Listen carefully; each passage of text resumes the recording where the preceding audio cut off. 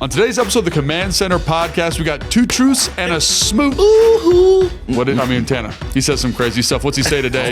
We got the Chicago Bears preview, JD5 versus Caleb Williams, Monday Night Football. Oh, yes. We got hell yeah or hell nah. Mm-hmm. And then we're talking about that Hail Noah. Oh, yes. It all starts right now.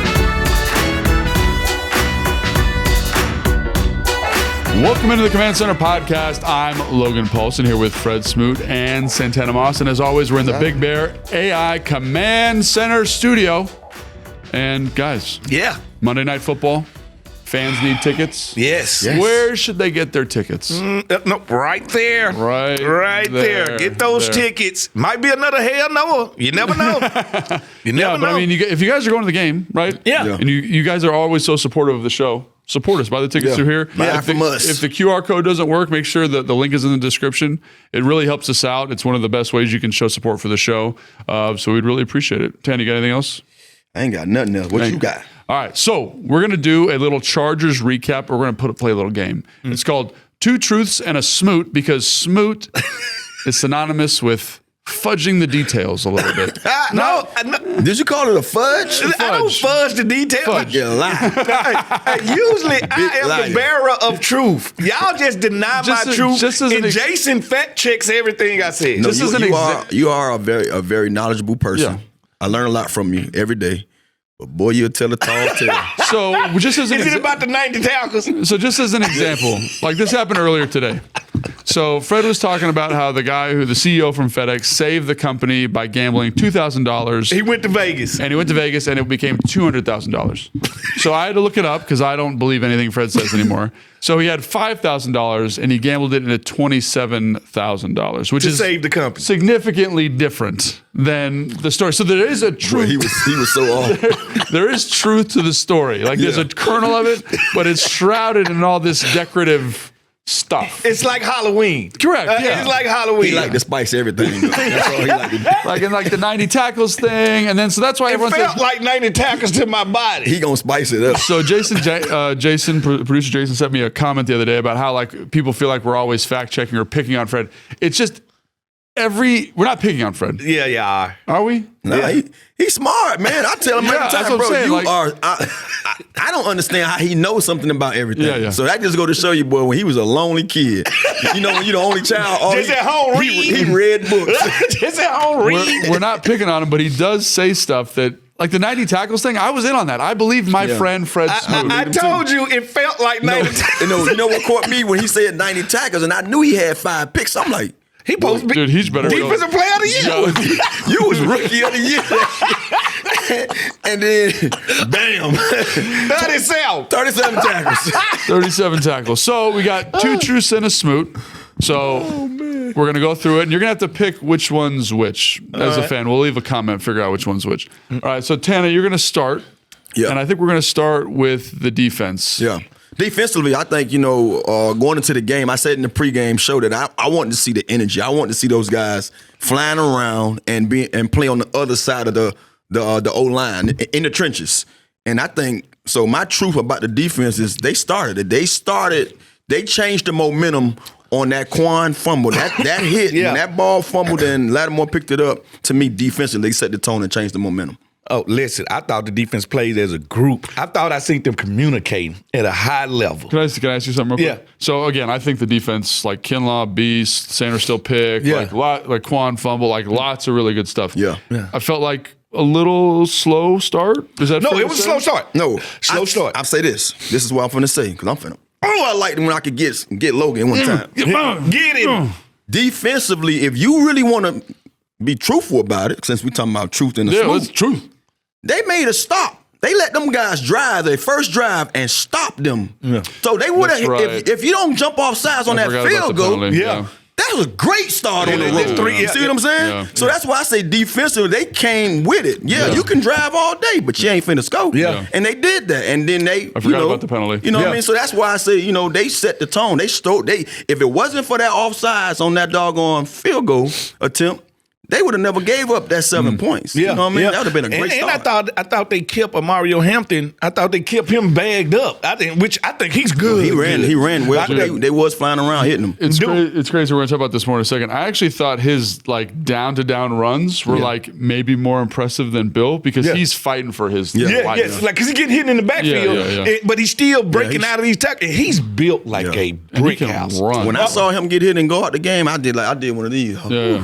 I don't never want to see a guy, go down for injury, but I was just like, man, bro, he looked like as the game was going on, he was gonna get going. He was gonna get going. Yeah, most definitely. But I thought I thought the communication was great, and that's what we've been lacking, especially in that back end. Yeah. We've been lacking that communication, and I gotta say this: I don't know what Coach Witt did during the week. But they was wrapping up. Yeah. They was tackling. The thing about it is Lattimore showed that one of the first tackles he made of Hampton, I think it was. They was tackling, they was tackling as a group. Anytime, like ants on bread. Like this what I like to see on defense. 3-4 people on the tackle. This what I saw. And I can say this.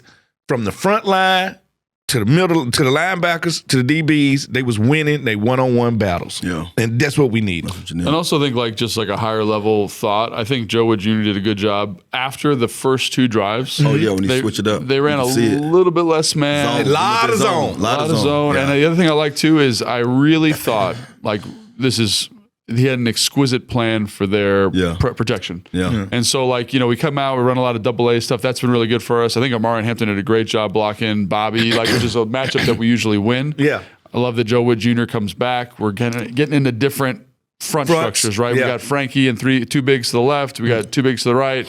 Running guys through the A-gap from off ball. McGee gets some quick pressures, came back to those pressures, but dictating the slide, getting free runners to the man slide. Like, I thought there was a lot of good stuff that he did as the game went on that helped the guys get more confident. On first and second down, I thought they did a great job of, like, Kinlaw. Let's talk about Kinlaw for 1 second. He was. This is a truth, man. You talking about the Hawk? Yeah. That's what he looked like. Who? The Hawk smash. Hawk smash. So how big is Mekhi Becton? He's like 6'8", probably 360. And Kinlaw makes him look like a normal sized person. Yes. Just to give you some context of how big he is. And so on first, second down, Joe Wood Jr. did a great job, I thought, of calling a lot of line stunts. So if you're running a lot of gap scheme combinations, one of the most important things of that is that we get them targeted. Mm-hmm. And if I'm in different, so like just let's take this as an example. So imagine the center, I'm uncovered, right? Mm-hmm. The backside guard, the guard to his right, can double team that 3 technique easily because the shade is not covered in the center. Mm-hmm. Kinlaw is able to stunt across the center's face from that far A gap and absolutely wreck frontside runs. So he is so athletic, so big, so strong. And I think point of attack. I think a truth is like his superpower. Like I thought, penetrate a gap. That's his superpower. Like, I don't want him taking on double teams. I want him penetrating. I want him moving. I want him being disruptive. And in this game, man, like I cannot think of a game that I've covered where I've felt a more disruptive defensive tackle. Yeah. You know what I'm saying? Mm-hmm. Like every tackle for loss, he's hitting the back in the backfield. He's taking on play. Like it just was a really impressive performance by him and Duran, quite frankly. Well, first of all, one man can't stop him. That's what he's shown me doing this year. If you're going to try to block Kinlaw with one man, your offense is going to take a step back. And I hate to be like, kind of take a victory lap. Mm-hmm. Everyone was like, oh, that's a bad signing. Oh, what are we going to do? And like, has he been maybe the most consistent player on defense? Listen, that's because people want to they want to judge you by what you done, not what you can do in the future. Like every draft pick that get drafted, don't get drafted to the right team. Mm-hmm. Don't get drafted to the right scheme. That's a great point. Don't get drafted to the right group of guys. Don't have the right group of vets. Don't have the right coach. And guess what? We've seen this time and time again.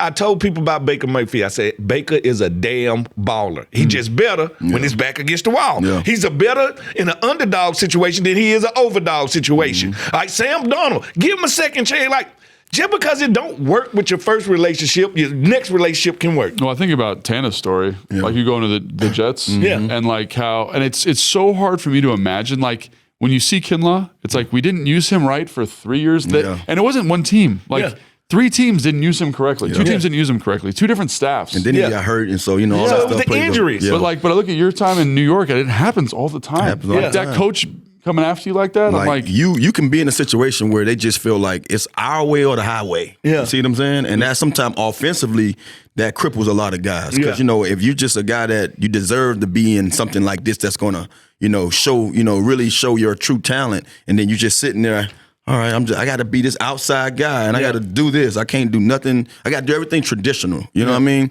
But I think, too, when you think about a guy like Kinlaw, and this is because you listen to some of the people, especially when we haven't won games. You hear some of the naysayers and hear some of the other guys who talks the game and talk about the team. You would think he hasn't been doing anything. We see what he's doing. You know what I mean? But the games that we lost, he when we didn't have success getting after the quarterback in those couple of games, the first thing you heard was like, oh, well, this guy's inconsistent. That's why. And I'm sitting there saying to myself, how is he inconsistent this year? We only played, 4 games before the one we just played last week.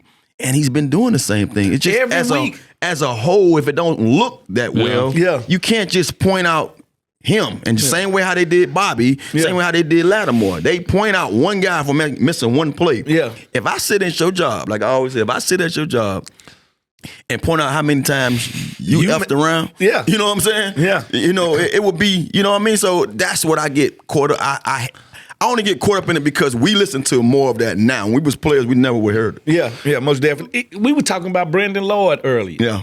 B. Lloyd was here. We practiced against B. Lloyd, and I'm like, why they don't throw this dude the ball? He ain't getting open on me. Yeah. He can get open on anybody. B. Lloyd goes to Denver.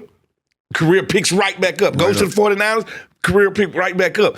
Just because you don't look good in one setting, don't mean you won't look good in another setting. Yeah, and I'm glad you mentioned Bobby Wagner. Like, it just felt like not redemption because dude's played for a long time, but like 13 tackles, 8 solos. Like, and I'll say this: like, when you watch someone who's a master of their craft, like Bobby does not miss tackles. He just make it look like easy. If he gets like you talking about Hampton, like Hampton's making everybody look kind of a fool. Yeah. I tell you, it's almost like Bobby had his own gravity. Like, getting his arms were around him, and it was like, he's going to tackle him. Like, there was no doubt about that. He's like a claw, man. And that's when I was taking all these calls with the post-game show, and they like, come on, man, we got to bench Bobby. I'm like, what are you saying? How do you want to bench Old Yeller? You can't bench Old Yeller. At the end of the day, he brings too much to the table. You know they killed the dog at the end of that book, right? I understand that, but Old Yeller, I call him. He talking about Old Yellow Jacket. Old Yellow Jacket. Say Old Yellow Jacket. Old Yellow Jacket. You say it. You keep saying that. I'm like, the dog dies at the end of that book, right? But get what? We all do at one point. All I'm saying is, Old Yellow Jacket. There we go. Gonna be on the field, no matter what. It's not a perfect player in the league. Can I get that across? Amen. As much as I love Jamar Chase, it's a flaw to his game. It's one DB or 2 DBs in this league that got his number. All right, maybe it's Stingley. All right, maybe it's something because Stingley practiced with him at LSU the whole time. He knows every move he wants to do. It's no perfect player in this league. Patrick Mahomes is as good as he is. I just seen him get took for 99 back to the house. No perfect player. We try to be good as much as we can. Yeah, and again, like Joe Wood Jr., I thought did a good job of insulating Bobby in coverage situations, right? They had the first play, it was like the first second play of the game, they tried to get the back out on a quick swing route. Flare. They do the quick rotation. Reeves got him. Like, they understand his limitations. They're playing to his strengths. Like, I think that's the thing about this staff, again, just to reinforce, is you get Kinlaw in here, you speak to his strengths. You get Bobby in here, you speak to his strengths. You get Von Miller in here. Yeah, like you're speaking like Dorrance Armstrong. Like, holy. Speaking to his strength. Right? The Rodney Dangerfield of defensive linemen. Right now. He gets no respect around the league. He had 2 more sacks, right? No. And that was because he finally played a game last week and didn't have a sack, so he needed to double down to keep his numbers going. Listen, this dude, since last year, has had a sack in every game beside the game before last week. All right, so, but nobody, but all I hear in the offseason is we ain't got no pass rush. Like, who we gonna get to bring in the pass rush? You said though to allow the guys that we brought in, whether we draft picks or free agents, to really get comfortable. And do what they do best. Yeah, no, and I will say like I was talking to someone and I was excited because like we got a lot of pressures and they were like, oh well, the offensive line for them was bad. There is a metric to look at if you're nerdy on quick wins, right? So sometimes that's the guys winning, but also it showed to me Joe Wood Jr. knew how to create free runners, and it helped the whole defense, right? Some of those like Jason Newton, right? He gets a sack because Jordan McGee has a free run to the quarterback. Yes. And steps up right into Johnny Newton. Like that's where those quick wins are. You could tell that Joe Witt Jr. knew how to create pressure with a 5-man rush, simulated pressures, all that kind of stuff. So credit to him. Let's talk about the secondary real quick before we get to the run game. I thought they played one of their more consistent games, but it makes sense to me because the pressure was so good. Yeah, the pressure was good. Plus, they ran a lot of zone, allowing these guys. Now, what I do want to see them but they still played man. Like, I just should be like, they played man. But they did play zone. Now, what I want to see them do more is get a little bit more physical in cover 2, because I think they're giving these guys clean releases, and they put stress on the safety. Like the great play by Mikey on that. Yeah, Mikey on that play. Yeah. But like the one thing I learned with cover 2, learned from Mike Tomlin, is without disruption with the corner position, cover 2 is useless. Yeah. Like if you don't flatten the outside guys out and stop them from getting on them safeties quick, they gonna hit that window every time. That's why Tampa 2 was so well. They ran Tampa 2 so well in Tampa because they used to be so aggressive, man. So physical. Them dudes will put hands on you. And just for people at home who can't visualize Tampa 2, imagine you're playing Madden, you got those 2 safeties. The corners are flat players, right? They got perimeter guys. And so what Fred's saying is those guys have to be really disruptive to the timing, because if not, if you just let them run, there's a big void there between the corner and the safety at the second level. And that full vertical push stress on that middle linebacker. Yeah. All right, so what we don't want in any time in the full vertical, we don't want them on the same level. Yeah. Like I want the outside guys to be behind the guys coming up in the inside. Yeah, since we mentioned our defensive backs and our corners especially, I love the fact too, because I'm watching them. I tell you, I watch them more than I watch anybody when I'm watching the game.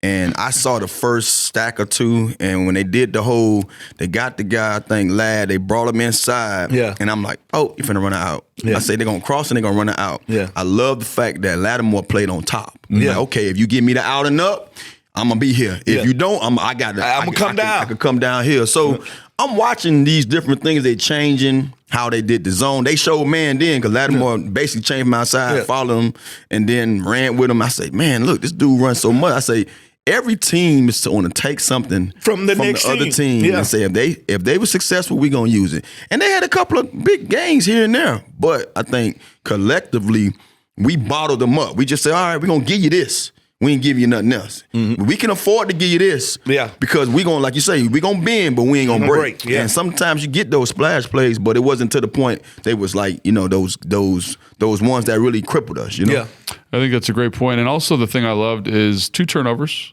Yeah, and they didn't stress for them like the whole week. They didn't press. Yeah. Thank you. They didn't press. Like Joe Witt Jr. is like, we don't have to put our cape on. Yeah. So where do interceptions come? Tips and overthrows. Yep.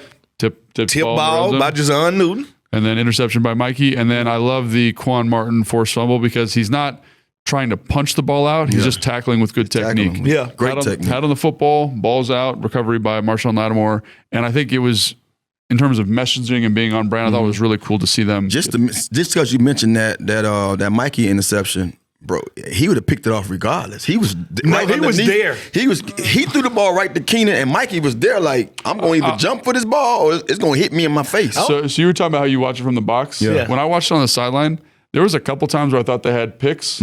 I don't think they understood how he can throw the velocity.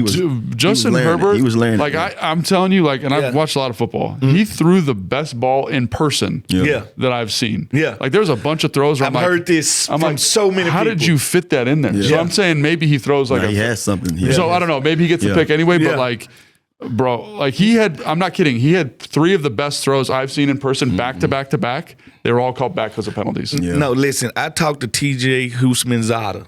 Okay. When Herbert was coming out. And he was like, Smoot, I'm going to be honest with you. He throw the best ball I think I ever seen in my life. And I was like, come on, man, Patrick Mahomes throw one. He was like, man, listen to me. This dude, he said, I seen him throw a 50-yard, just could have been a deep dig, and it stayed right on the line. Like he threw a cover 2 hole shot, and that thing did not. It didn't. There was no arc on it. It just was just one line. Like he threw a dart, like literally a dart. And the other thing is he was getting hit, and his body's completely open. Yeah. And just some people just got a gift. Some people are fast. Some people jump high. He can throw it. That thing. He got a third arm on him. Right? he got third arm. he got third arm on him. He be letting it go, man. Listen, I'm gonna tell y'all this. He gets no love for it. But my first quarterback ever in the league had a cannon for he was just an asshole. And that was Jeff George. Oh, he could spin it. Man, listen to me. I was like, Sheriff, you can spin it. Oh, almost got Oh, my fault. Yeah, almost. Sheriff, you can spin it. I had never seen a ball thrown like that. But he would get in the huddle and he was just a jerk. Like Marty Schottenheimer would call the play. Uh-huh. You would see his mannerisms.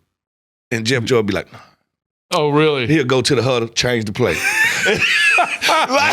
like you would see this. And I was like, man, if he just wasn't arrogant. Yeah. Like it ain't nothing he can do on the football field. Yeah. So I think that's the review of the defense. Someone in my Twitter wanted me to talk about Jordan McGee. Yeah. I thought, Yeah, I think he flashed. You feel He flashed. Yes. I said this somewhere else on one of my other shows. Like, it's going to be so cool because like Bobby takes a perfect angle, perfect tackle technique every single time.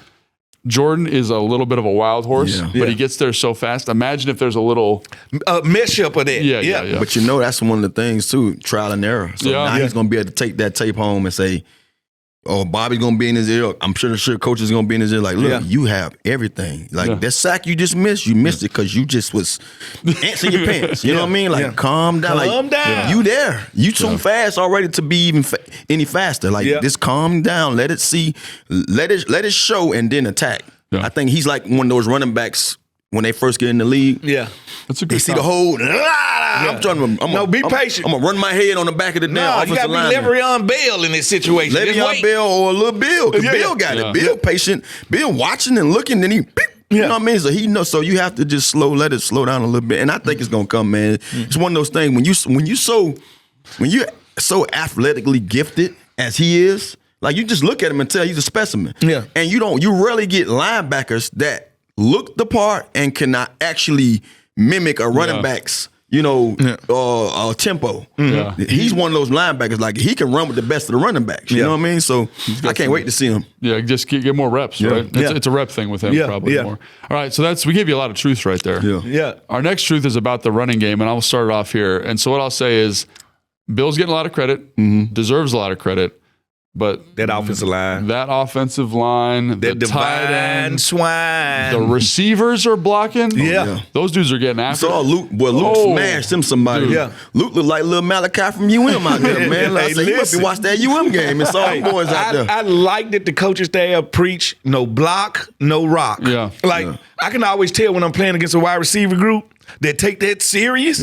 Because when they come off the ball, I can't tell if they going out for a pass or they finna run block me. Because they would do this little thing where they'll run you 10 yards, get you turn your hips, now they'll grab you. Gotcha. Like they'll take you like on a little ride. Yeah. Then you got your guys that come off the ball, and I know from the door, they just come off lollygag. I'm gone. Like I'm out of there. I'm not finna be over here messing with you, dude. You tripping. Our guys, they with their blocking. Yeah, and so I think Bill deserves a lot of credit, no doubt. But the front in this game, the blocking surface. They played their fannies off, man. They did a great job. Listen, hey, they did. I thought they played on the other side of the LA Chargers run support, and I thought they did a good job of playing Where's Waldo with Darwin James. Anytime he came in that box, they knew exactly where he was. He's a ball player, man. Man, listen to me. He got us one time when he act like he was going for the running back and still got the quarterback. Made Jaden got off him, but he slowed the whole play down. No, he's a baller. Let's not. But they knew where 3 was every play, and they looked him up. They was looking for him at every play, and I just thought the Chargers had one of the best defenses coming into this game in the league. I feel like we had our way with them. Yeah, I feel like it was, and I didn't mean to cut you off, Smooth. No, you good. It was huge because, you're talking about the offensive line, and what folks fail to realize is that you have other guys that, especially with some of the packages that we have, where you bring in a Bates, Trent Scott. You bring in a Sennett. You bring in a Trent Scott. And when I say, look, I don't pay no attention to them. That's why y'all be like, boy, Bates made a good block. I be like, I ain't see it. But boy, when I saw that big package come in, I said, I'm finna watch these boys today. Man, Bates, man. Damn Bates, dog. Because, he was missed a week ago. 2 weeks in a row. You can truly see him being missed. Yeah. Until I saw yesterday. Oh, yeah, Bates. Boy, I'm going to have a different kind of little dap for you when I see you. Because, I enjoy watching him work. Yeah. You know what I mean? I enjoy watching him go out there and say, man, I'm finna crush you. This is what I do. Yeah. I'm finna crush you. He ain't for the fantasy football I damn near thought sometime he was damn near Tunson. I'm like, bro, who that's Bates? Yeah. And I'm like, bro, they did such a phenomenal job up front, man, working in unison with the offense. They offensive linemen. If we had to crown these guys the wild boys, it's gonna be Bates and Trent Scott, all the guys who are applying pressure out there on that line. So, and you got to give Sennett some credit too, because we still waiting for Sennett to kind of jump off the page and be that tight end that we saw him be. Yeah. He getting there. Did you see him? And he's learning how to block. Yeah. And that's what you want to see from him. Learn how to do this before you do this. You see him on that first counter they ran? Yeah. It was like a 15-yard gain. He pulls around. Yeah. And so they were kind of in like an underfront. And so Bates is double teaming with the tackle. Connerly, they take that dude, check it, get out of here, right? Yeah. Sennett comes around there, and I'm talking buries this DB. This DB is coming down to fit from depth. Yeah. And it's like helmet to helmet. I'm exploding through contact. And I just that's an attitude. That's a physicality. I have watched guys check into Bates Motel to never be seen again. I'm telling you this now. As a defensive player, he's what we call a run alert player. He's in the game. Yeah. They done brought the Baron in. All right. Yeah. This guy, his hands are so strong. Yeah. I had a coach tell me one time the number one thing for blocking tight ends is hand strength. Hand strength. Hand strength. If you can hold it, What, did you see that homie and do the little the grip thing? I had the rice, I had the towels. I was doing all of it, man. I can see Logan right now. I'm gonna make this squad. Just at home in. Maybe could you make some biscuits in there? Well, not to bring this up, dog, because you got to tip your hat off to a guy like Logan, man. Yeah. Like he makes me really appreciate not having to sweat at times. But we all sweat in our own way. But to hear his stories of like, I didn't know if I was gonna make the team tomorrow. Or I didn't know if I was gonna be here tomorrow, so I had to do it. That anxiety. Just imagine he never stopped working. He probably went home. I can see that's why Logan always up late watching film. No, he on the commode. Logan probably was on the motherfucking treadmill. I gotta be fast tomorrow. I gotta make sure. I can imagine, dog. This dude didn't sleep before practice. That's why he was just sitting up there like, I don't care what they talking about, man. I'm gonna go out here and punish this guy in front of me. I work with Kedrick now, Kedrick Olsen. Yeah. And I used to wear him, and he knew it'd be like a walk-through tempo, and I would try to, everyone's got different journeys, different stories. How you gonna wear your head coach out like that? and big old Kedrick would look at me in that Georgia accent, grab me around the neck, and be like, "What are you doing? Trying to make the team, coach." Who was the hardest guy that you had to practice against? When you saw this DN or this D tackle, you were like, I think he said it already in London. He said, man, London had a different little something London about would him. jack me up. You know who else was tough was Rack. Rack was tough. Rackpo? Yeah, Rackpo was tough. Because he would kind of play outside the defense, and he had this power rip move that he would do that I could never catch. And I was like, he's going to kill this tight end for this team. And he would never do it in the game. Yeah. And I was like, remember you telling us that. I was like, do that. It's impossible. No, that reminds me of Taylor Jacobs. Oh, yeah. I used to go home and call my homeboys like, hey, this guy's wearing me out. we got this wide receiver. I don't know if I can stop him. Like, he fast, he's strong, he come out his cuts, he run his routes just like they supposed to be ran. I was like, dude, when he run routes, divot of grass be missing. Yeah. We get in the game, I'm like, get him. Get that DB right there. Go in the game, nothing. Crickets. I used to talk to Trent Williams and Tyler Columbus about Rack, and we'd all would sit there on the sideline and be like, why doesn't he do that? Yeah, because it kills us. But you know what's so crazy? We were just talking about, I forgot who it was. It might have been London. We were somewhere talking, and we mentioned, it probably was last year. We mentioned like how there's some all-pro practice players. I'm talking about Pro Bowl, Ashburn Pro Bowl players. Can't stop them. And you be like, and like you mentioned Taylor. Yeah. I thought the world of this dude. I'm like, ooh, this boy big. He looked like Jamar Chase them. No. Had the same body Listen to type. me. We go in the weight room, Bro, he got 400. He throw whatever. He catch big hands. Yeah. And I just be like, ooh, he coming. Me and him in the hut, I just be like, ooh, boy, we finna give it to him. I was sure about me. And I'd be like, Taylor looked at me like, Tanner, what I do? Ball! But, and all with respect, he was phenomenal, bro. And I always used to be waiting for like, coach, give him a slant, give him something to get him going. Get him going. You know, every player is different. Every player might need that hitch, that now route. But man, I mean, if we ever saw that, man, listen to me. We talking about a Hall of Famer and Champ Bailey coming to the huddle, Smoot. What did you do against him? Because I can't stop him. Really? With Taylor Jacobs at practice, he was like. He got me out the spot. I remember he ran not a dig route, but just a 15-yard comeback. And he was so strong, Taylor would put that shoulder into you. He'll run through you. And turn back around. It is crazy, though. There's stories like that. And I'm like, oh, so you can kill Champ. But we play Sam Madison. You ain't got nothing for him. You know what I think it is, too? Because like I said, I think the world of him. I still think the world of him. I think certain players need to be out there. You can't just spot him. You see what I'm saying? Yeah. Like, you can't Ginobili him. Like you can't bring him in. No, he needs to be there the whole time. He got to get out there and get lather. He got to go out there and get that hit, get that block. You can't just say, Taylor, go out here and run his post route and be shot because you're not going to get it out. You got to let him get lathered in the game, get some reps, get out there, get dirty. You know, like how quarterbacks is sometimes. Like you get a running quarterback, he get that first hit and he get his pants dirty. He ready to go. He ready to go. Wrap, you know? It kind of felt like that with Jaden a little bit too. That was the other day. No. Jaden is like that. Period. He needs to get dirty. He took that first hit, and I say, okay, why they do that? I don't know why. And then you saw the wheels. I said, oh. No. I like that Cliff Kingsbury's first play was a quarterback run. The second play, yeah. The second play. Quarterback run. Because I didn't like it. I was no. I liked it because it's told the defense that just because he got a brace on. Don't think you finna sit back here. Don't think that we ain't gonna be aggressive with him and play him the way we gonna play him.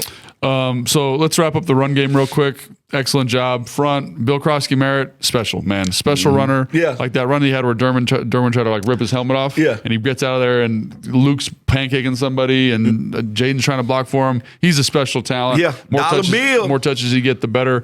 Jaden as a scrambler, I thought did a great job making decisions, elevating plays. But again, really solid. That's going to be a staple of this offense moving forward, I think, is just the ability to run the football consistently. No doubt. All right, Fred. You got your thing. We've done two truths, and now we got our Smoot. Yes, it is. And I am only going to talk about a Jedi. A Jedi, not one Obi Kenobi. All right? I'm talking about Luke Skywalker, the Jedi of all Jedis. Listen to me. That throw to Luke McCaffrey. Yeah.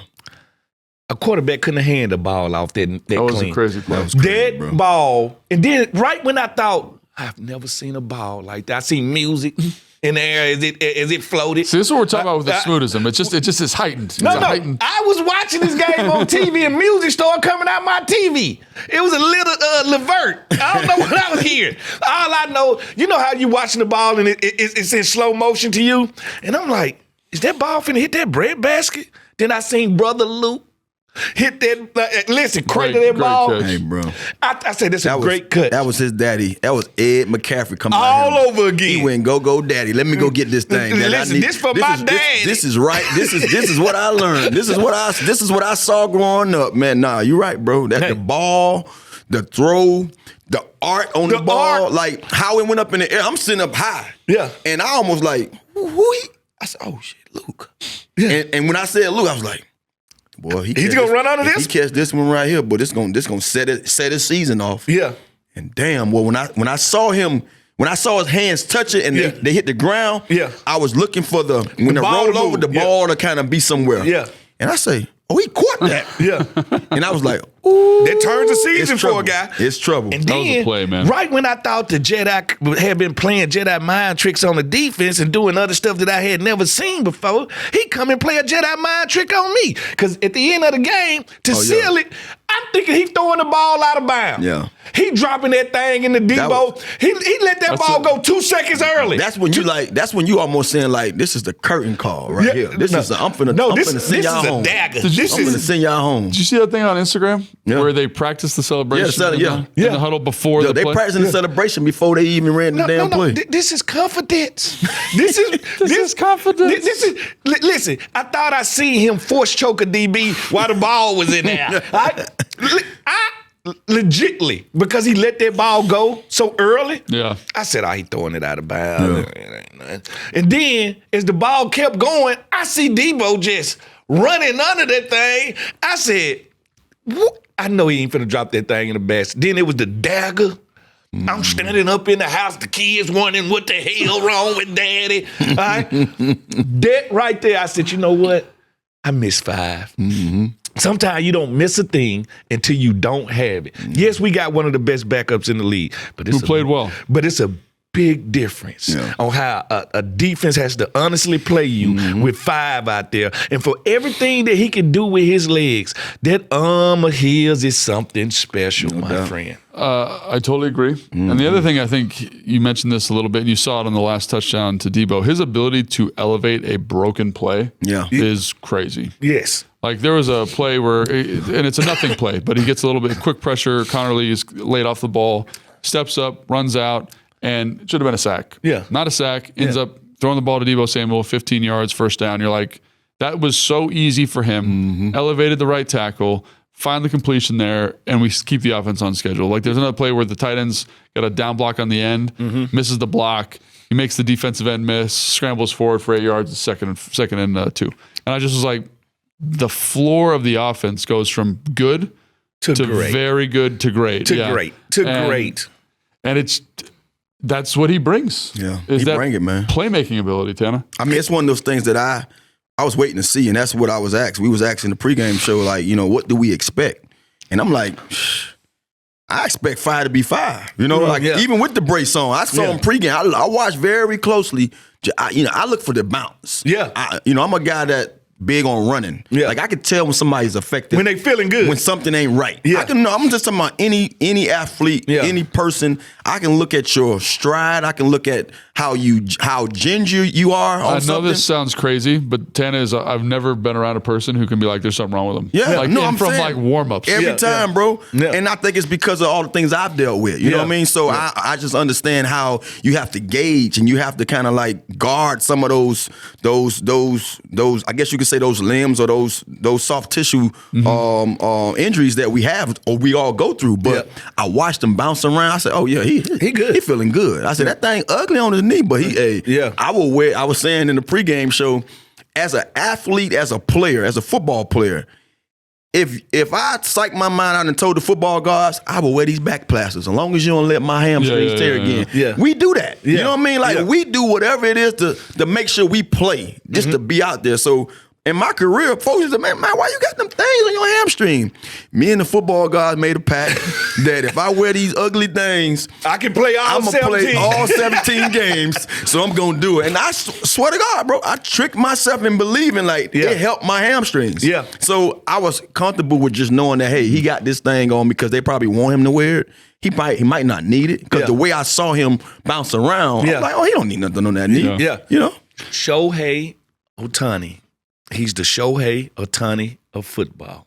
All right? And the one thing about Shohei. Plays both ways. He played both ways. He's a dual threat in everything he do. And when you have that dual threat out there, it becomes unpredictable. Is he going to kill us with his legs today? Is he going to kill us with his arm today? Or is he just going to kill us with smarts today? He going to attack us on 3 different levels. The kid looks so comfortable, like he living on a different planet, Dagobah, one of those planets. What is that? From Star Wars. That's one of the Star Wars planets. The dude is an alien. Hey, the dude is not from here. Through Dagobah, that was something that just known by everybody. No, y'all should know what planet that is. That's the planet that Master Yoda was on. I watched Star Wars a million times and I don't remember nothing about no Dagobah. That just go to show you what this dude with his brain at, man. This dude. Hey, 2 truths and a Smoot, man, right there. 2 truths and a Smoot. Oh my God, bro. So yeah, I think we're pretty stoked on the game. I think that's going to do it for our recap. Now, we got to pay some bills. Let's pay some bills. Ooh, let's drink. Attention, football fans, are you ready to kick off the season with something special? Arthur Rilla Spirits Company is opening up a distillery and tasting lounge less than 15 minutes south of the Commanders in Northwest Stadium. We are ready to be your go-to destination for all things spirits, whether you're tailgating, hosting, an ultimate game day party, or just enjoying a quality drink like I do every other day. Arthur Wheeler Spirits Company has you covered like the Commanders secondary. Ooh, I like that. We got the perfect lineup to keep your celebration going strong. All the information you need is at arthurwheeler.com. Yes. All right, Arthur Wheeler. Great job. Give a round of applause, Arthur Wheeler. Yeah. All right, now, Fred, next one. That's your first entry into today's contest. Read contest. Read Rainbow. That's what we do. All right, kids. Commanders fan, this is for you. Level up with a brand new AAA Commanders MVP membership. You will receive all the benefits of AAA, such as 24/7 roadside assistance, plus a chance to win game tickets and access to exclusive team events and experiences, along with 15% off Commanders gear at Online Pro Shop. Already a AAA member? Add the Commanders MVP membership for free. Head to AAA.com/Commanders to upgrade or join your squad and put your fandom in drive. Dude, I love the question. Zoom, zoom. Already a member?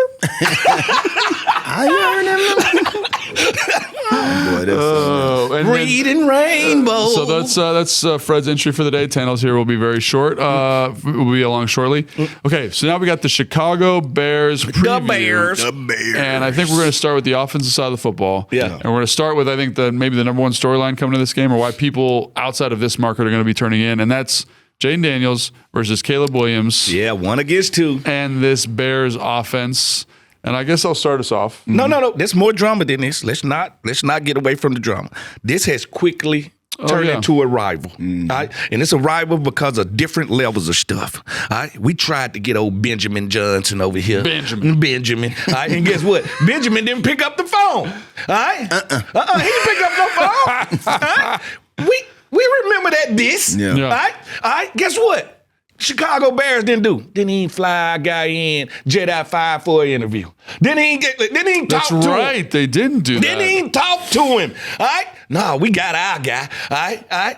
That's fine. All right? And guess what? We got you on prime time again. All right? The drama is real when it comes to Washington, D.C. in the Windy City. This is deeper, like they always tell me in the hood. Oh, this more than just a fight. All right? This more than just a fight right here. We got so Bigger than Nino? Yeah. This bigger than CMB.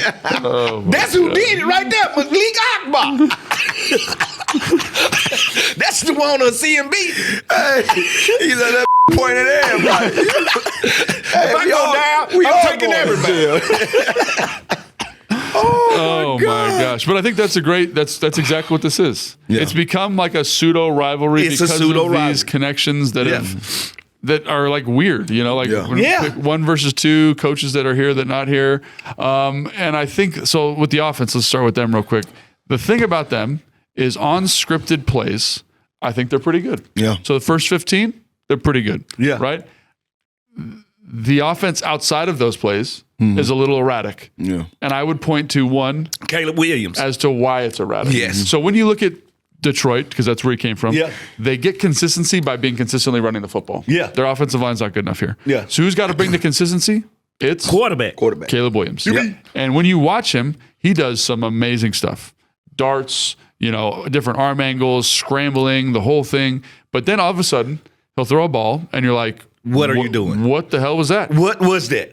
I'm talking like not even bad decisions. Like he threw a dig against Dallas that literally bounced to the receiver. He has 3 of those balls a game. Where the ball dies on him. For his arm to be so strong. It like slips out of his hand. Yeah. Like he has this 3 times a game where it's the easy throw. I think it's some with his footwork, though. You know what I mean? You think it's footwork? Because I think he rushes it. I think that's a good point. Instead of him setting his foot and getting it, getting everything in, he just tried to fling it out there. That's exactly what it is. He's so confident with his arm. You know what I'm saying? But now thinking back to those, like that's exactly what he's doing. He sees it. He's rushing his feet, and he takes this weird step. But to me, everyone's like, well, does that really matter? He's missing 3. It does matter because, like, let's say it's 1st and 10, and we got to hit the check down, right? Yeah. And I totally miss it. That's 2nd and 10. It's 2nd and 10. Yeah. And now what's Joe Wood Jr. going to do? He's going to heat your bad offensive line up, and you're going to have a hard time throwing this football down the field. And so I think if you can survive the first 15, and then if you can I will say this, Ben Johnson does a great job, much like Cliff, of knowing when to call a shot, and those shots are devastating. So I think Think back to like a couple weeks ago, you saw that flea flicker to Luther Brown. Yeah, right? yeah. You Burden. Luther Burden, thank you. There's another like couple shot plays to Roma Dunze where they drop the coverage off a play action. He's wide open. Yeah. Like if you can be ready for those, it's going to be a kind of a boggy, messy offense. I'm shocked that DJ Moore hasn't really found his scribe because I look at him as the St. Brown of this team. So I'll defer to Tan on this because he's our resident route runner. Yeah. St. Brown is legit when it comes to route stems, tops of routes, contested catches. Yeah. Moore is like he's the opposite end of that. He's spectrum. just a athletic prowess. He's the let me see how I say this. He's Jamar Chase before Jamar Chase, but without the routes. Yeah. Like you give him the ball. so you he can almost use him as just athletic profile. He's something like what you say when we were talking about Taylor Jacobs. Like just dominant. You see when he get the ball in his hand, he's gonna put up 100 yards with it, like it ain't nothing. Fast as all outdoors. You can put him in the backfield. You could do a lot with him. Yeah. But you ain't finna tell him to go dice this dude up, right? You know what I'm saying? Do it multiple times. Yeah. Which is what this offense requires. And I think that's why Roma Dunze is playing better. Because he's a route runner. Yes. He's the route runner. He's a true wide receiver. He has like the build, everything. You know what about Colston Loveland? So he's nicked up right now, and I'm actually surprised because he was, in terms of Tyler Warren, Colston Loveland, I thought Colston Loveland was the route runner of the two of them. And I thought he'd come into this offense. Tyler Warren, my God. And they'd use him as like this choice runner. Yeah. They'd use him in the seam, use him on much like they use Zach Ertz here. Yeah. But he just that role hasn't developed. And I wonder what it's about. Luther Burden, explosive. Yeah. Not really utilized. Crazy. It's a really interesting offense to watch because they have people that are big, fast, and strong and catch the football. But they haven't unleashed them yet. Correct. And I'm wondering, just watching what some of the things that we went and saw them run in Detroit last year in the NFC Championship game. Do we bring a lot of that over, in this game? Say because this is some plays that we could have hit or we could expose them on, or like we just talked about, it's a copycat league. Yeah. Do we take some of his splits and say, all right, we're gonna put some of this in my offense. I'm gonna put some of these bunches, these tight splits, these stacks. You know what I mean? I want to come in and he will do that. That's what I'm saying. Like I kind of have a feeling that that's going to be what we see all year long. From different defenses until we stop it. Yeah. I think this is a game that I think he gonna overwant this game. The coach, why? Ben Johnson, because he understands. He turned down this ownership. He understands he kind of maneuvered his way into Chicago. He understands that it is a level of kind of disrespect. Yeah. Like, I mean, yeah, maybe. Maybe, I don't know. That's a interesting psychological question, for him and for our owner, like even Adam Peters, like to get the call. Not, how do you feel about that? And I don't know if it matters to those guys. Yeah, it was a blessing in disguise because we don't get Coach Quinn if he picks that phone up. I just think it's going to be a heavyweight bout regardless because of the situation of what was that display last time we saw them last year when the whole hell no situation. Even though I believe we dominated them the whole game. So to both of you guys' points, Ben Johnson, like his impact, the offense is way different than it was last year. Oh, last year I was watching the offense and I was like, especially with Caleb Williams. Yeah, why are you making this so hard on him? Yeah, I feel like it's the reverse here. I'm gonna do a film breakdown show this week. We're gonna talk about some easy buttons. Yeah, like here's some easy concepts. Here's some easy reads. Like just see this thing. Here's some play action. We can hit this shot down. It's much easier and it's made him more consistent. But like we talked about, like. They're not running the football super well, right? Yeah. I will say, what's the guy's name from Rutgers, the running back? He's got a fun. I'll look it up. But they've got a running back that's playing a little bit more consistently. But the down-to-down lack of consistency from the quarterback really shows up, I think, even though he's playing much, much better. I'm going to say this is what I think Ben Johnson has tried to get into Caleb's head. You got here from college being Superman. I need you to be Clark Kent. I need you to make the everyday routine plays, and I need you to make that your norm. Yeah. I don't need Superman. The routine element is a big. I don't, because Superman gets you in trouble. But he does have that to him. No, that's what makes him great. But you have to temper it down. That's his game. Yeah, but even when I'm watching the game, and I like what Logan brought up about the first 15, because I saw.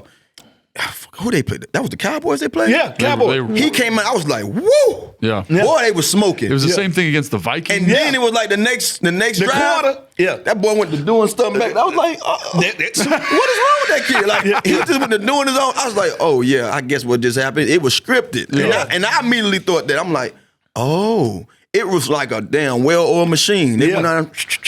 I said, ooh, Caleb Williams he finna come shock the world. And then the second and the third, it was like sputtery. Like it still look. Caleb still can throw that good, thing. yeah. He still can do what he want to do when he do it. But if your defense on, it's gonna be hard because he wants to get outside that pocket and be special. I'm really glad you brought that up because that to me, it's like a perfect juxtaposition between Jaden Daniels and Kyle Williams. Or Caleb Williams. Yeah. Jaden's okay checking the football down. He's okay scrambling for 5 yards. He's okay keeping you on schedule. Caleb does not. He won it all. It doesn't seem like and they've definitely tempered him way back. Yeah. And so it's better, but it's still not there yet. So I for me, it's like you want him to, if you're Joe Wood Jr., I want to get him behind the sticks. I want to make him feel like he needs to do something crazy. Yep. Because he'll do something crazy. And the one thing I think the difference in those two guys is emotionally stability. Emotion stability. Like Jaden he don't go up and down with his emotion. And he don't wear his emotion on his face either. And I think that keeps Jaden calm where it makes Caleb erratic. It makes him erratic because I can see how you feel. When I think of Caleb, I remember one thing from last year, him sitting on the bench after the game was over, head back, like just out of it. Yeah. Come on, man. You know what? I mean, and I can't think of the word right now. Every time I want to say something that I really want to say and I can't think of the word, I'll be like, I want to find a word. But to your question, to your answer, you were just talking about the emotional stability. Yeah. It's a word I want to use that I use when I be talking to like kids, like especially like, kids in the hood, kids that we talk to when we go see these kids in high schools and stuff. Because there's times where us as men who grew up in these environments, where when we get tried, we feel like, because where I'm from, I gotta go crash out. Yeah. But then there's guys in those same environments. They say no. I put myself in that situation. Yeah. From where I'm from, they want me to crash out. But from where I'm really from, the people that raised me and showed, it's bigger than that. Yeah, so I'm not doing it. I would get more out of just going to mind my business and say, I'm bringing myself to this situation again and move on. And then you think about it, you remember that guy that crashed out. He either no longer here or he gone. Yep. And I'm bringing all that up because that's when you just spoke about the two players as quarterbacks. I see a lot of that in Caleb. He's like, I can't take it because we should have did this. Yeah. Like even when we won the game last year, I watched him closely. And he was like, bro, it's all right. Like a petulant 3-year-old. You played your game. Like I saw everything that everybody else seeing you, Caleb. Like I even liked you. I wanted you here. You know what I mean? I was one of those guys that was like, we could get Jaden or Caleb. I'm okay with either one. Yeah.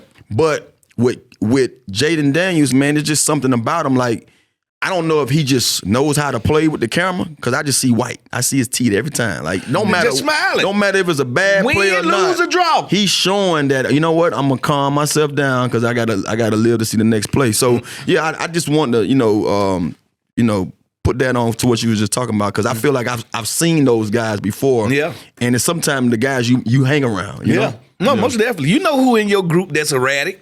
You know who can go from 0 to 10 in no time.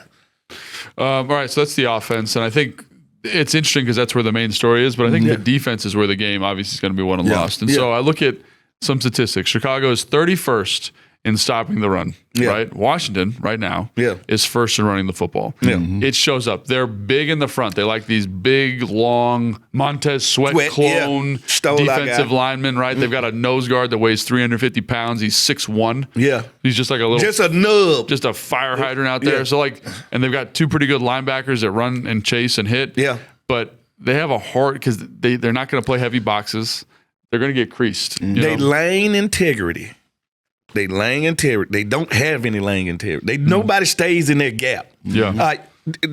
I give them this. They're running to the ball. Yeah. Yeah. But they have no discipline. It's funny. They're fun to watch defensively. Yeah. But they get gashed. Yeah. Because they have no lane integrity. Yeah. Like they don't stay in the gap that they supposed to be at. Let's just say on first down. I'm swimming the guy. Yeah. I beat him, but I swimmed him. Yeah.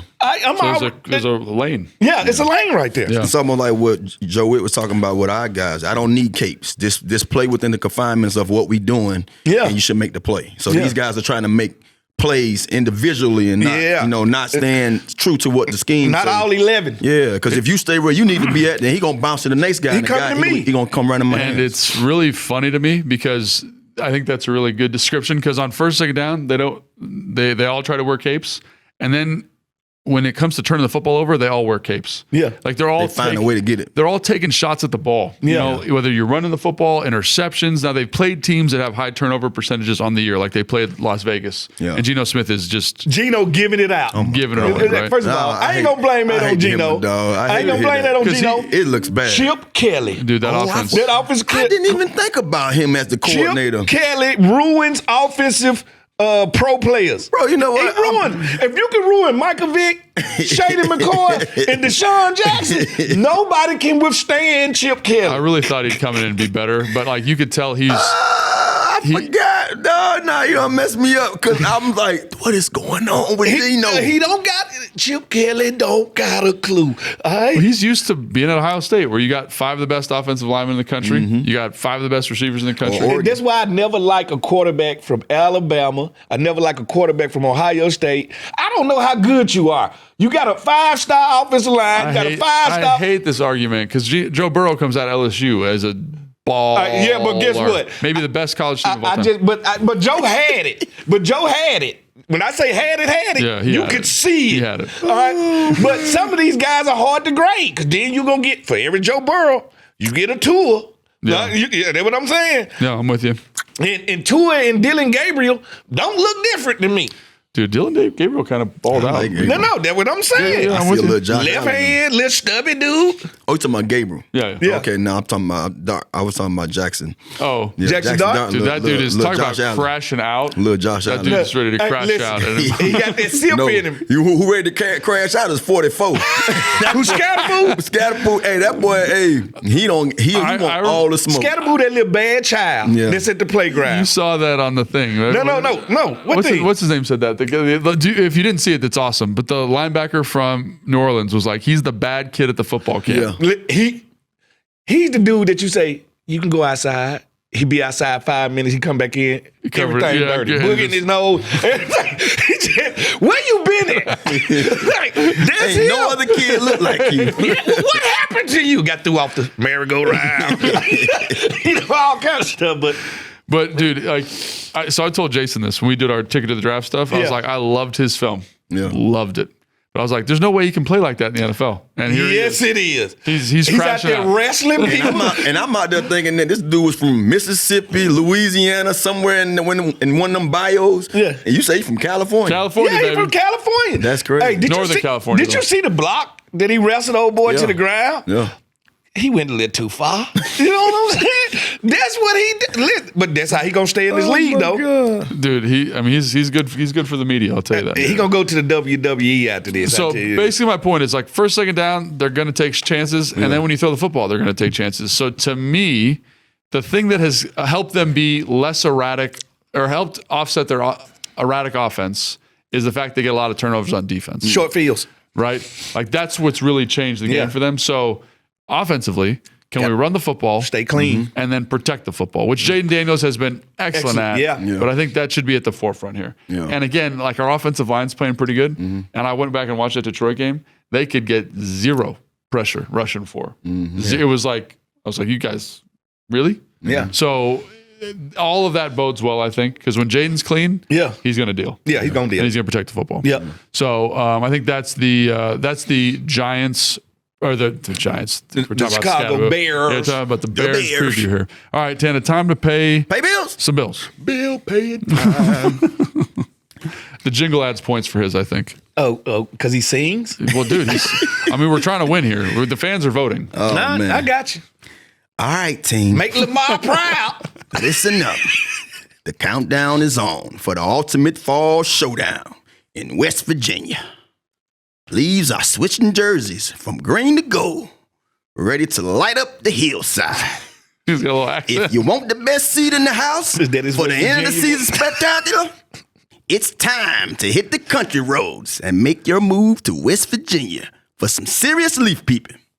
Don't drop the ball on this one. I like that one. The leaf. He was talking like he's missing 3 teeth. I know. The leaf peeping is wild on that read. I don't know. That leaf peeping ring, I'm like, what is the leaf peeping? What is I that? thought he finna start blowing across a jar. I got another one. All right. Okay. This is Geico, right? Yeah, Geico. Here we go. Geico. I need some insurance, man. Let me get some insurance. Geico. All right. Here we go.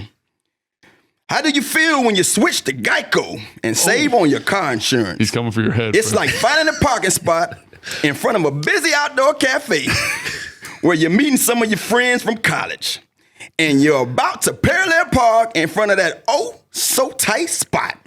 And then everyone in the cafe stops to watch and you nail it in one try. Like the parallel parking baller you are. Nobody clapped, but you know they really wanted to. Yep. Switching and saving with Geico feels just like that. Get more with Geico. Dog. He might have just dunked on your head right there. Just straight. What is that? Like who's like Vince Carter on that dude from Spain? I think I'm in the basket. Hey, first of all, Lamar Burton rolling over in the He didn't teach us to read like that in the 80s. So if you're voting for that, I don't know how it's not Santana. You know how I know, because I brought that heat with that off the... Dog, whatever heat you brought, Santana just came out with he kicked the door down with the flamethrower. It was like, No, what we need to do is really have Lamar Burton on the show. dude, that would be sick. Lamar Burton, if you're interested. Yeah, we're we need to interested. have Lamar on the show so he can tell us who makes him the proudest. You got to talk calm with Lamar Burton. All right, kids. All right. Oh, so man. now we got fan favorite. Hell yeah. Hell no. You let UCLA down right there. No emotion in your read. Hey, I don't care, man. UCLA, we're riding high, man. We're riding Because high. y'all beat Penn State. Yeah, we beat Penn State. We knew they was going to give it up. So that guy that was the coach, when Rick Neuheisel was there, that's Rick Neuheisel's kid. Yeah. That's He his was kid. that, talk about that bad kid running around. He Yeah. was that bad kid running around at practice all the And time. now he the leader. No one could tell him nothing. Yeah. And now look at him. Look at him. He raising him up down that thing. He didn't know what to do with himself. I always wonder how it feel to play for UCLA and play in front of them. Wasn't he a quarterback there once before too? No, his dad. his dad was no. He actually, he was a walk-on. He's a walk-on. He was a walk-on, yeah.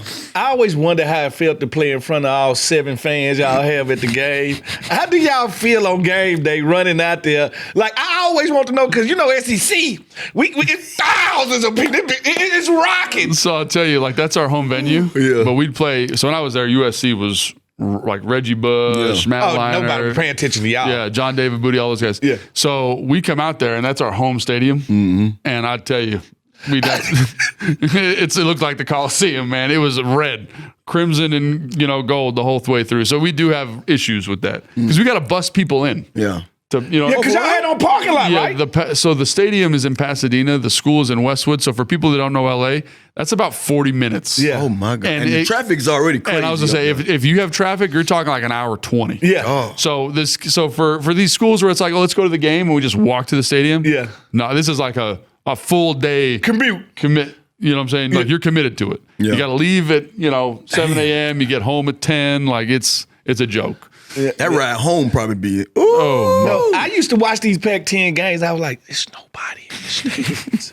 It's nobody. Because they got better stuff to do. No, And they can go to the beach. You go to the beach. You go skiing. You go downtown. You do whatever you want, man. Crazy. No, Yeah. trust me, I know. I'm from the University of Miami. When we wasn't good, we didn't have nobody in the stands.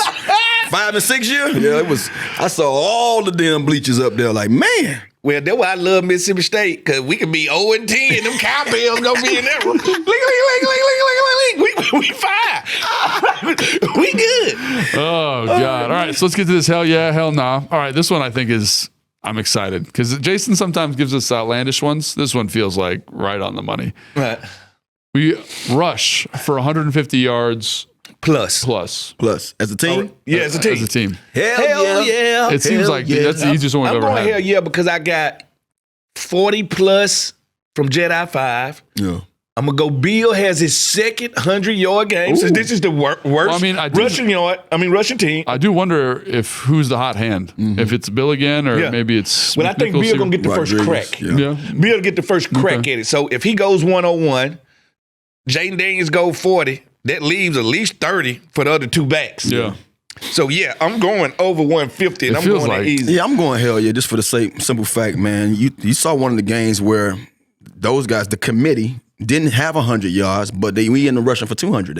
Yeah. So when you got them guys doing what they're doing, 60, and we don't even need the performance that Bill just had last week for those guys to go over 150. You know? We didn't even talk about Debo. That's what I'm saying. He gonna add in his 15. And Mariota was the quarterback that time when they went for 200. And so, and just a reminder, we are recording this on Tuesday, but Terry's trending to be back. Yeah. Noah Brown's trending to be back, and they have kind of taken Debo out of that running gadget touch role. Yeah. And I think if those guys are back, those He's touches. back in it. And I just think we're going to find an explosive run from him somewhere. Most definitely. So that feels like easy. And again, if we do that, it means we're getting first downs, we're controlling the clock, and we're Caleb is possessing on the the football. sideline.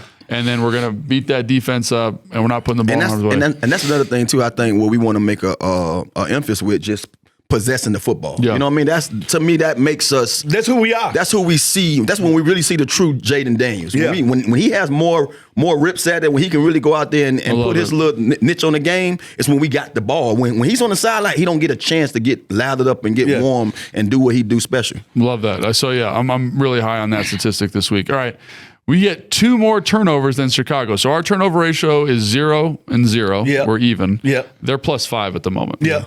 I say we do, because if we can turn that ball over against Justin Herbert, one of the best quarterbacks in the league, I think Caleb, erratic play. But he doesn't. It's funny because Herbert, he's going to give you a shot at it because he's going to rip it. Because he's supremely talented. Yeah. And Caleb is talented, but I feel like he's he's one of those guys, if he doesn't see it, he's not going to throw it. Yeah, but I think he's going to try too hard to one-up Jaden Daniels. Yeah. It's other reasons. So. It's other reasons why he wants to win this game. First of all, he at home. All right, Jaden took over his home. All right, everybody say Jaden better. He want to one-up Jaden. It's just so much that I think going to play into him trying a little bit too hard and going to give us a chance to make some plays. I say, I don't want to be the one, the stickler.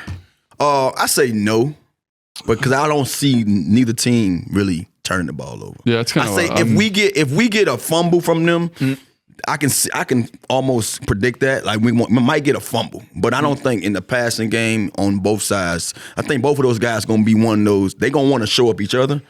Jade, I'm not sure that he's going to be even worried about that. Jaden ain't worried about that. But I just feel like as a whole, when you a quarterback, just like as a receiver, I see Chad over there, he balling. I'm gonna want to go up and one up that. You know what I mean? So as a quarterback, if Jaden doing his thing, Caleb going to do his thing. And then why I think Marshawn Lattimore gonna get a pick this week. So I say hell no. I'm gonna say hell no. Trey Amos. So they need. If we do get a turnover, if any one side get a turnover, it's not gonna be two. We're not gonna have two differential. Yeah. Because I do think Caleb Williams. It's funny in the quarterback run stuff has put the ball on the ground a little bit. Against Las Vegas. Yeah. They recovered it, and then I'm gonna say I think we do get 2 turnovers. I don't know if we're gonna have 2 more than them. Yeah. It kind of like this last week against. One interception and special teams gets a turnover. Right. There go my 2 turnovers. But I'm saying you get 2, but I think we probably get 1 up 2. You know what I'm saying? And maybe we're up 1 instead of getting up on them in terms of 2. Yeah. All right, Jaden Daniels outplays Caleb Williams. Hell yeah. Yes. Yeah, I think this one, I don't know, maybe it's because I got recency bias. I feel like so they're having a hard time rushing the passer. Mm-hmm. They play a lot of man coverage. Jaden Daniels is going to eat that up. Thank you. I think. I think so. And I think so too. I think for the simple fact, the last time Jaden played in front of his home crowd was week 1. Yep. Think about it. Yeah. And so you don't think he's going to be chopping at the bits to go out here and say, I'm finna light this grass on fire. And it's Monday night. It's Monday night. We forget that it's Monday and night. I forgot. He is that guy. I forgot that. I did forget that. He ain't worried about that because when he out there, the lights are always bright. But boy, ain't nothing like the only show in town. But you're right. You're absolutely right. All right, now we got one more read to close us up, but we got to have a Hail Mary conversation, Hail Noah conversation after this read. So hang on. I got you. Man, I did a great job to the very end. Hey, man, you know what? You felt like you were reading safe. You did a great job. No, it felt safe to me. It was safe. Tana's really opened my eyes to what these reads can be. What I did? I'm just saying you brought it. No, you had no emotion in yours. You're right, Yours was very I have to dig a little bit because I'm the guy that's, I'm always so laid back. So I have to dig to know that I'm trying to beat this little munchkin over here. You hear me? So when you hear me go that route, that's the other Gemini coming out of me. That's the other side. He done let me out. That ain't Santana, that's Antana. Nah, that's Tana Man. All right, so real quick. He think he between the white lines. Real quick, let's take a little walk down memory lane with the Hail Noah. Hail Noah. Yeah. Where were you? How'd you feel? Tana, you were in the tunnel. I was in the tunnel. I was in the tunnel. Such a bummer. B. Mitch was on his knees, and I swear to God, on everything I love. B. Mitch walked over to the side. He got on his knees. I swear on everything I love. I'm lying, I'm flying. And you ain't finna see no wings come up out of me. I was sitting there, and I said to myself, the last time I saw a Hail Mary play was the other night, and Shador Sanders just completed one. How about why we can't do it? Uh-huh. And bro, as I'm sitting there watching, the TV in the tunnel is delayed. Uh-huh. The stands erupt. I say, did he catch it? My heart done went outside and ran and go look. Yeah. But I'm still in there like in shock. And I'm like, oh my effing God. Yeah. He caught that. And I don't mean to put God names in vain. But bro, that's what that transpired. That transpired while I was in the tunnel, man. All that transpired, man, that time. Hey, screw you. Hey, I was just. Where were you? Were you at the game? Yeah, I was at the suite. Or you at Velocity Wings? I had just left from the suite. I was at the suite because I had to do my post game show. Right. So I'm watching. My daughter and them is in the game, and my daughter like, we done lost this game. I like, girl, the game ain't ever over. Did you really say that to her? Yes, I did. If I'm lying, I'm flying like this dude. Dude, the wings about and ain't no wings coming out my back. That boy ain't nothing, man. You know what I mean?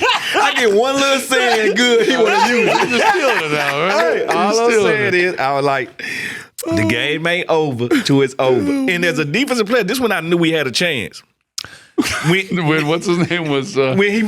When what? When the DB was talking to the stands over there. Do you remember that? I saw him talking trash, but he wasn't my main. I wasn't focused on him. When I saw Jaden run back across the field, I said, man, he done gave them wide receiver time to get down there. Then when I seen all of them down there just posted up, I like, now the question in my head was, he just hurt his ribs a couple of weeks ago. Can he put it up? Can he get it that far? Yeah. That was my whole thing. And when it left his hands, I felt like I was in the Revenge of the Nerds when Lamar was throwing that javelin.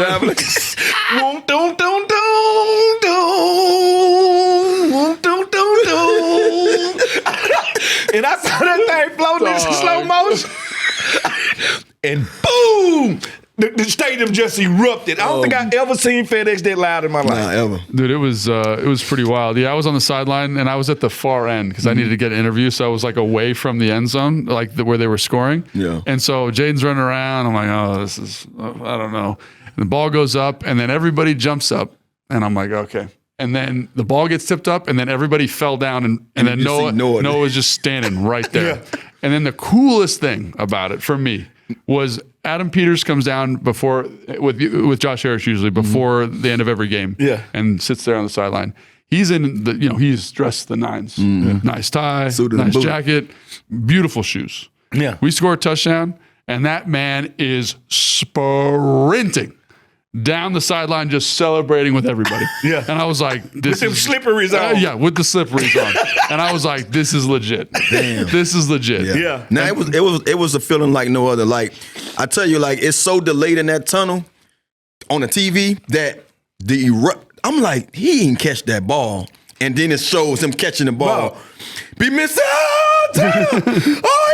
I say, that's some bro. And at that point, I feel like I'm not sure we had a moment like that. Like I think that I'm not sure if that was the start of us winning games in that fashion. Because remember we had them, it was our arrival to the. I'm just saying. But I feel like at that moment I said to myself, like, bro, every one of these games to just get better. Like we do something to one up the last game. Yeah, because we had the Cincinnati Bengal game. Yeah, how we ending these things. It was just it was unbelievable. I never forget it. I think it woke the fan base back up. I remember seeing B. Mitch afterwards, and B. Mitch is always pretty serious. Like he's a good dude, but pretty serious. Yeah. And I've never seen him. He was just smiling, just giggling, going crazy. He was like, "We good, Tanner. We good, Tanner. Tanner, we good, boy. Tanner, boy, that boy, hey, boy, we good." Tanner, I said, "Yeah, bro, we good." Because I'm still in shock. Because he said, on the postgame show, that's what he was saying. He just kept saying, "We're good, man. We good, man. We're good. We good, man." And think about it for him, like B. Mitch, man. We haven't been good for him, from his perspective. They haven't been good for a long time. And it's our fault. All three of us. No, it's your fault. Blame the shit on me. I had Jeff Jordan. I ain't taking no credit for that. That's going to do it for today's show. Oh, man. Please make sure you like and subscribe wherever you get your podcast and buy those tickets. Oh, bam. That's it. Right there. The Command Center podcast was filmed at the Big Bear AI Command Center studio. Big Bear AI offers mission-ready AI for a rapidly evolving world, proudly protecting the Washington Commanders and its fans.